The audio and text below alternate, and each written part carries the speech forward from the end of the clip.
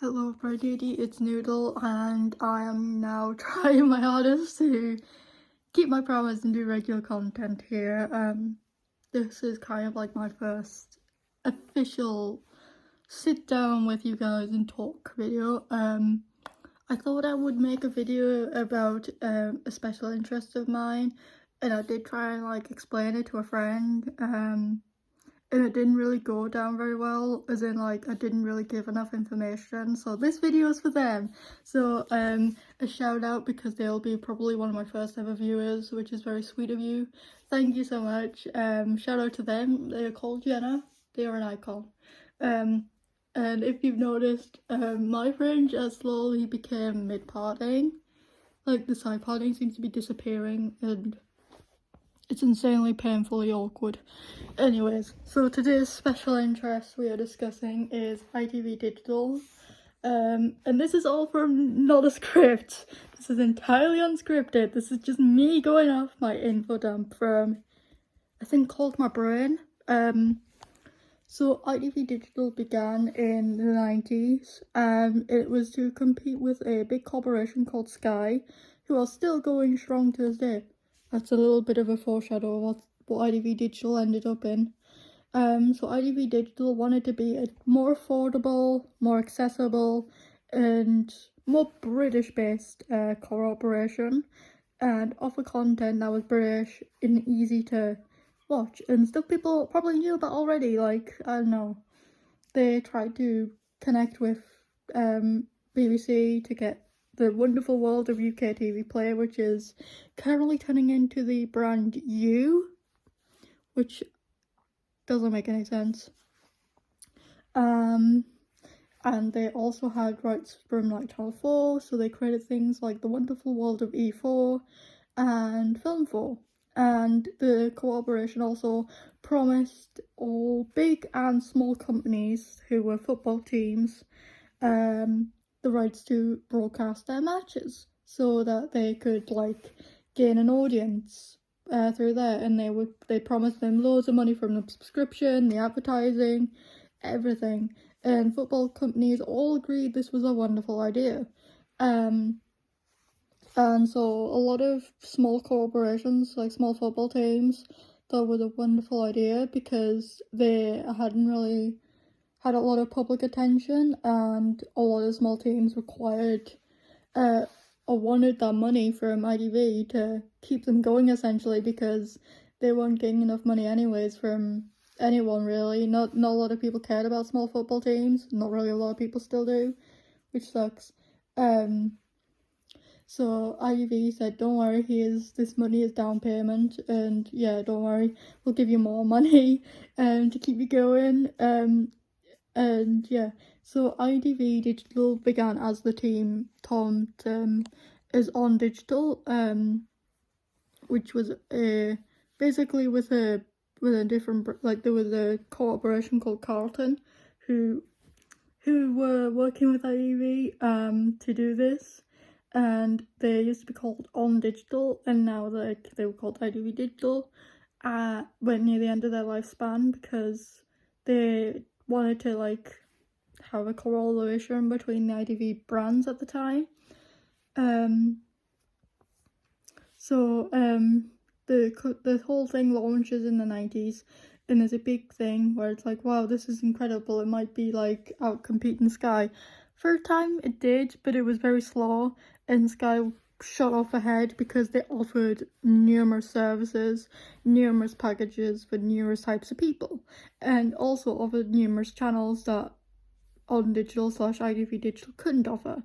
So Sky were offering things like the Cartoon Network, the Nickelodeon, and other channels that British people probably before Sky couldn't access, like the American channels and all that stuff. And through a man called Rishi Sunak, unfortunately never grew up with this Sky TV, did he? Very tragic. He probably got ITV Digital and then realised he couldn't use it anymore. Anyways, to get people into subscribing to ITV Digital, they aired a numerous amount of adverts with a very nice monkey who went on and did more successful things. He is known by the general public as the PG Tips monkey, but before his stint on PG Tips, he was the ITV Digital monkey, and to get people to buy the boxes for ITV Digital, they would send a free monkey plushie, which you can get for dirt cheap now on eBay, by the way, because there's a niche market for this type of thing. And they were like, oh, if you get this box, you get all this wonderful channel, like all these channels, and a monkey plush. Who can not say no to that? A lot of people, actually. And unfortunately, they were very laggy. A lot of the connections weren't great with the channels. Like sometimes like you would connect the channels and they would like disconnect, and it wasn't a perfect like connection, and like it wasn't run smoothly. And ITV kept on promising and promising companies, especially football teams, that would give them loads of money, and that never amounted to anything. And ITV was running out of money because it kept on giving money more than it could give. And in one morning, the BBC ran a programme saying how bad the company was run, and said, well, I don't see ITV Digital in the future, and I see in the matter of like weeks ITV Digital will be collapsing in on itself because it can't give the money that it wanted to give to football teams, because essentially it was just one big like con to get small teams to basically get their football matches. And then within like days of this BBC programme going out, ITV Digital collapsed in on itself. And unfortunately, as an after effect of the collapse of this service, numerous football teams, small ones especially, couldn't sustain themselves, and sadly a lot of small, very unknown football teams also collapsed in on themselves because they couldn't afford to keep running, because they were promised, again, loads of money from ITV, and there was a huge lawsuit between the Football Corporation and ITV, and I feel like it went into the favour of the football teams because, again, it's a scam. And now we have a wonderful world of Freeview, and now we're getting a thing called Freely, which is more based online because the world's changing. Personally, I have not yet used Freely, but I've seen things about Freely.